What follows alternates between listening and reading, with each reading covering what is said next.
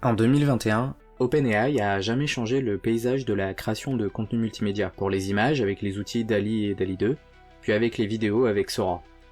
Depuis, de nombreuses entreprises se sont lancées dans la course, comme Canva et son nouveau produit Magic Studio, ou l'intégration de fonctionnalités d'intelligence artificielle générative directement dans Photoshop de Adobe, pour ne citer que les plus connus. Mais il y a un service qui a connu une croissance exponentielle ces dernières années, je veux bien sûr parler de Midjourney. Avec 400 000 visiteurs quotidiens sur leur site internet, et une communauté forte de plus de 21 millions de membres, Midjourney est assurément un immense succès. Il suffit de voir la qualité exceptionnelle des différentes images produites par l'outil.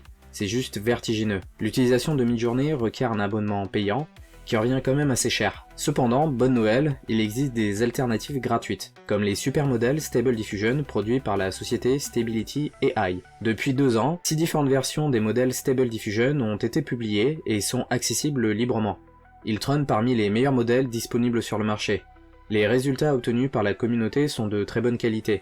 Alors pourquoi je choisis de vous parler de Stable Diffusion plutôt que de Midjourney ? Pour 2 raisons. La première, c'est, vous l'aurez compris, le prix. Si vous disposez d'un ordinateur suffisamment puissant, vous pouvez créer des images incroyables, en local, en ne payant que le coût de l'électricité, le temps que vous investissez dedans, et l'usure modérée de votre machine. C'est donc l'outil idéal pour expérimenter et développer les meilleurs prompts, pour obtenir exactement ce que vous voulez. Car quel que soit le service que vous utilisez, obtenir le résultat parfait va vous demander de nombreuses itérations. Donc autant que ça ne vous coûte pas grand chose. La seconde raison, et pour moi la plus importante, c'est l'impressionnante versatilité que Stable Diffusion vous offre. Alors oui, parmi toutes les applications possibles, vous pouvez juste générer des images, dans un style en particulier, à partir d'un texte de description. Les derniers modèles permettent même d'obtenir des images aux détails impressionnants, allant même jusqu'à incorporer du texte. Mais vous pouvez faire tellement plus, comme appliquer un style en particulier à une image déjà existante, faire des compositions pour par exemple obtenir des images panoramiques, contrôler très précisément l'intelligence artificielle pour remplacer ou faire apparaître des objets ou autres détails, faire un transfert de visage entre 2 images ou créer des images à partir d'un visage, adapter rapidement le visuel d'un produit, extraire des objets ou personnes d'une image, transformer des dessins faits à la main en images ultra détaillées, personnifier des personnages fictifs. Franchement, votre imagination va devenir la seule limite.